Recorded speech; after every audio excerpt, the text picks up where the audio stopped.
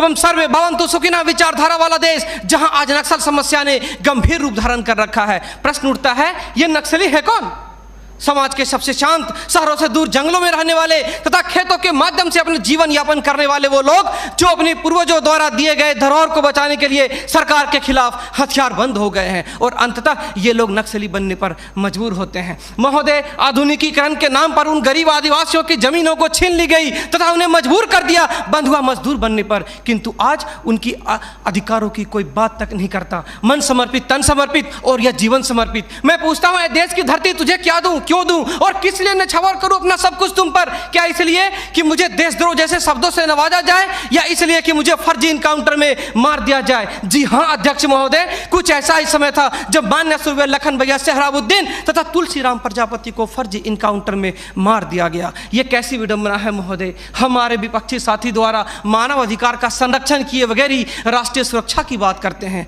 जब आम लोगों का कोई अधिकार ही नहीं हो तो इस स्थिति में राष्ट्रीय सुरक्षा का क्या मतलब? मैं पूछना चाहता हूं अपने विपक्षी साथियों से, वे किस राष्ट्रीय सुरक्षा की बात करते हैं? पुलिस हिरासत में अत्याचार व मौत, उन्नाव केस, किसानों द्वारा आत्महत्या या बिहार के शेल्टर होम में हुई मासूम बच्चों के साथ दरिंदगी, क्या यह है राष्ट्रीय सुरक्षा? राष्ट्रीय सुरक्षा का अर्थ सिर्फ सीमा की सुरक्षा नहीं बल्कि सीमा के अंदर रह रहे व्यक्तियों की सुरक्षा से भी है। अपने हक को मांगे जाने पर लोगों को नक्सली तथा आतंकवादी करार दिया जाता है तथा यह सुरक्षा देने वाले पुजारी आईपीसी की धारा 124A के तहत गिरफ्तार कर उन्हें देशद्रोह का मुकदमा चलाते हैं, फिर फर्जी इनकाउंटर में भी मार गिराते हैं। जबकि सुनील बत्रा बनाम दिल्ली प्रशासन में माननीय न्यायाधीश ने स्पष्ट किया है कि फर्जी इनकाउंटर हत्या के समान है।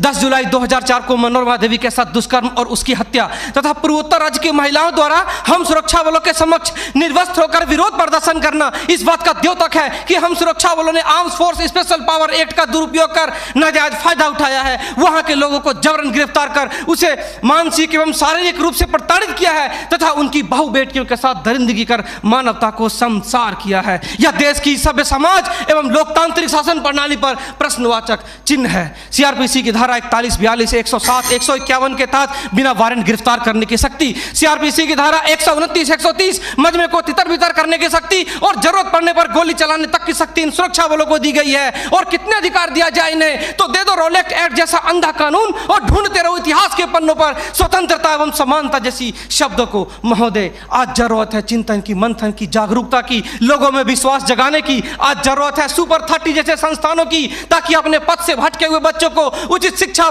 भोजन इत्यादि का प्रबंध कराकर उसे विकास के सही मार्ग से जोड़ सके।